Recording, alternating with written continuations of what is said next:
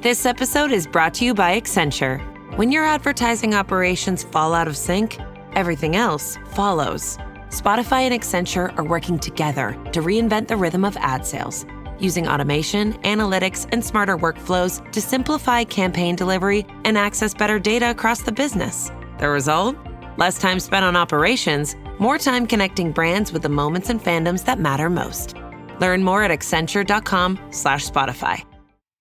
Get business done with the new American Express Graphite Business Cash Unlimited card. With unlimited 2% cash back on all eligible purchases, unlimited 5% cash back on flights and prepaid hotels booked through American Express Travel Online, and a flexible spending capacity that can grow with your business, you'll have the confidence to keep building. Apply today and earn a welcome offer of $1,500 cash back after you spend $50,000 in qualifying purchases on your new card within the first 6 months of card membership. Terms apply. Learn more at go.amex/graphite. And now, listen to this on the Toddcast podcast. How crazy is it that the Sedin twins never won a Stanley Cup? Or Paul Kariya, Jeremy Roenick, Pierre Turgeon, Adam Oates, Jerome Iginla, Connor McDavid.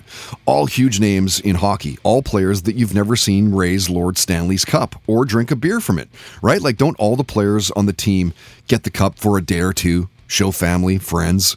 Certainly the hardest trophy in sport to win. Multiple rounds, many players just playing through injuries. And great to have retired NHL defenseman Mike Commodore as a guest. Of course, he won the cup with the Hurricanes back in 2006. And talk about a great storyteller, too. He talked about going to the Devils, 42nd overall in the 99 NHL entry draft. He ended up playing 15 seasons in the NHL. We talked about binge-watching Animal Kingdom and the Manti Te'o football documentary.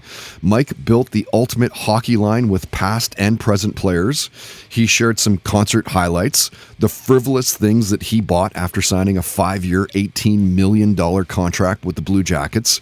He talked about realizing your true potential, the music that was in his house in his life as a kid.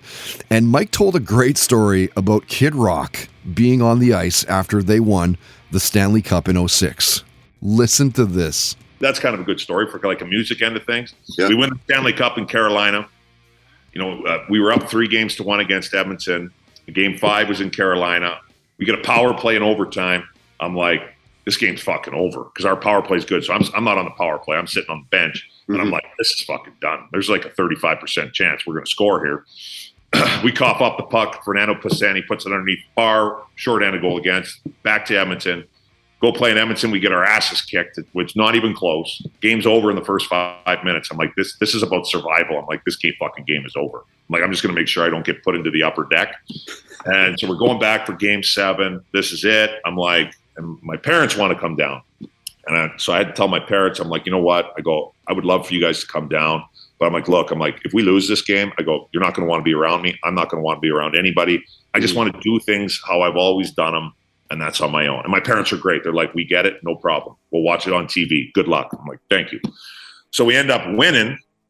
And they actually had to change the rules in the NHL after this. So we win. And there had to have been fucking 300 people on the ice. There we got like parents, grandparents, cousins, uncles. I'm like, who the fuck are half these people?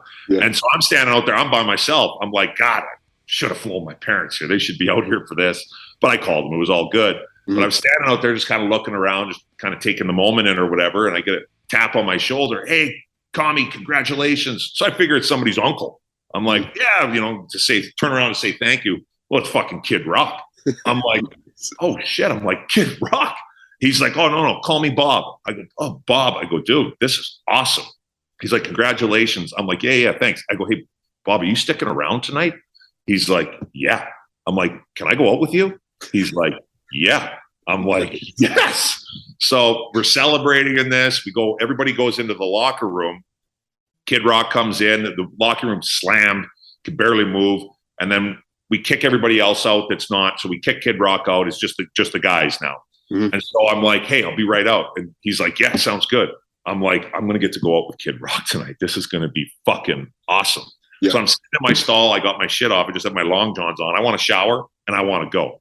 So we're sitting in there, and now the older guys, Rod Brindamore, Glenn Wesley, Brett Hedican, and some of those guys, they're giving speeches. So I'm listening, I'm sitting here, and they were nice speeches. Don't get me wrong. These guys had awesome careers, and it was a great moment. But I'm sitting there, and in the back of my head, I'm like, these guys need to wrap this shit up. Because I want to go fucking party with Kid Rock. Party with Kid Rock here. I can listen to these speeches later. But anyways, the speech, and we ended up hanging out in the locker room till like 3 a.m. So I never ended up getting to go out with Kid Rock. My biggest regret about that night. I should have walked out. Fuck it. Just amazing, though. Amazing. Yeah, it was cool. Listen to This on the Toddcast podcast is brought to you by Tedco RV Supplies in Langley, an ICBC-approved repair shop. Visit them on Facebook and Twitter at Tedco RV Supplies. Now, before you go hunting for something else to listen to, let me make it easy. I'm Mike Carruthers, host of a podcast called Something You Should Know, and I speak with experts about fascinating things that affect your life, from human behavior, relationships, health, science, and everyday mysteries. We've been downloaded millions of times because every episode teaches you something you'll be talking about later. Open up Something You Should Know and give it one episode. You might just find your new favorite podcast. Do you ever watch a TV show set in a historical time period and think, how accurate is this really? But also, does it matter if it's accurate or not? Nefer TV is a new podcast about shows set in ancient times. This season, we're recapping every episode of the show Spartacus, Blood and Sand. I'm Ann Foster, and I have never seen this show before.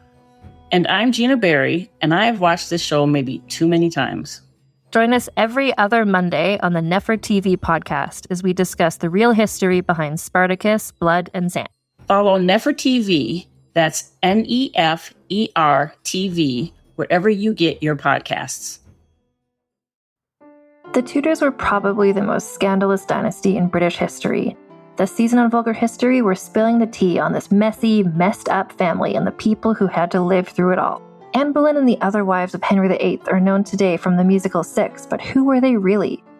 Did any of them actually want to marry him? Henry VIII, the man who was literally the worst? How did two of them manage to escape with their heads intact?